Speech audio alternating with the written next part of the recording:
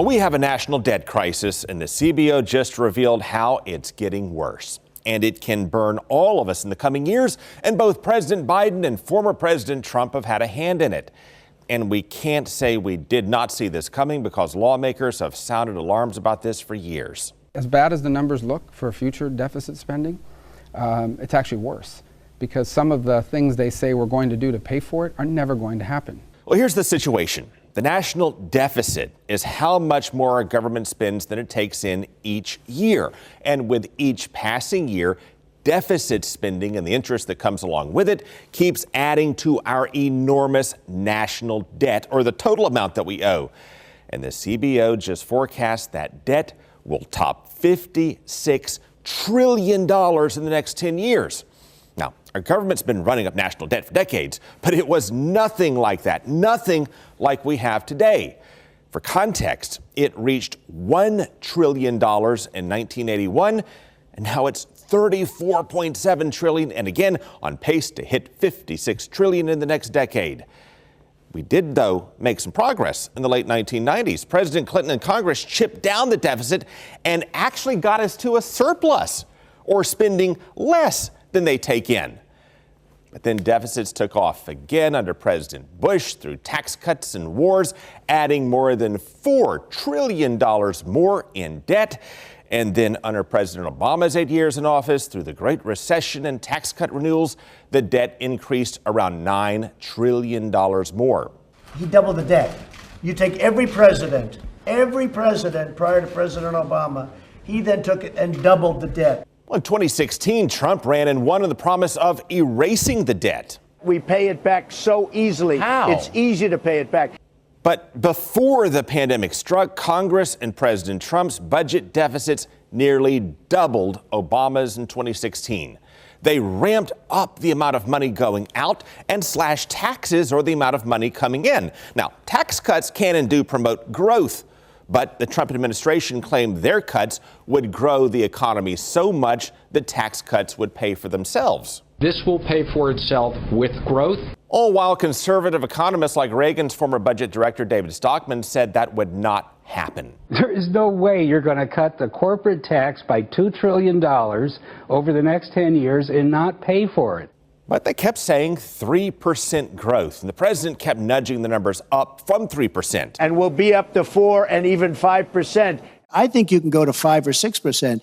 And then when the pandemic hit, we know what happened next. A decline of 32.9% for second quarter GDP. And then came all the pandemic spending. All told, under President Trump, the debt grew at a faster pace than Obama, adding $7.8 trillion in 4 years. And then came President Biden's spending surge on infrastructure and COVID response and discharging student loans and veterans health care, foreign aid and more, and his spin on the deficit. The deficit fell by $1.4 trillion, the largest one-year drop in American history, $1.4 trillion decline in the deficit. Now, when Biden said he cut the deficit, he means that he cut it from that to that. See, he's saying it came down since the spending binge to fight the pandemic. But if you take out that anomaly of the pandemic binge, or if that had never happened, well, it would look as if the deficit was still soaring.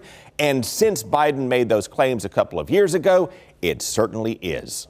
On my watch, things have been different.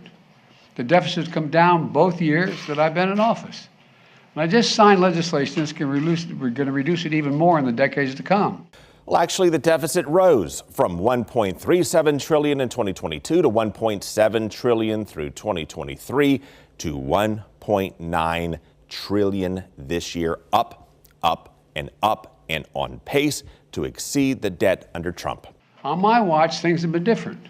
The new CBO forecast shows the deficit nudging up to $2.9 trillion in the next 10 years, swelling our debt from an already astronomical $34.7 trillion to, again, $56 trillion in the next decade. And that forecast assumes the Trump-era tax cuts will expire. But see, President Biden wants to keep some of them, and Trump wants to keep all of them, and the debt has already accelerated under both of them.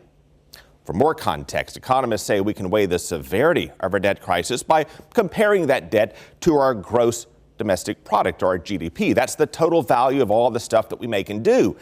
And our national debt has already surpassed it, meaning that our national debt exceeds the value of our entire economy.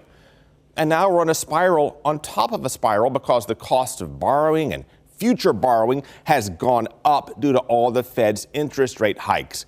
And if we keep going at this rate, the government would have to print much more money, which would devalue the money we have, which would devalue people's life savings, while the government would likely significantly raise taxes. At the same time, our job market would likely crash, leaving a lot of people out of work with devalued savings. Again, while taxes soar, and the CBO warns interest rates and inflation would also take off.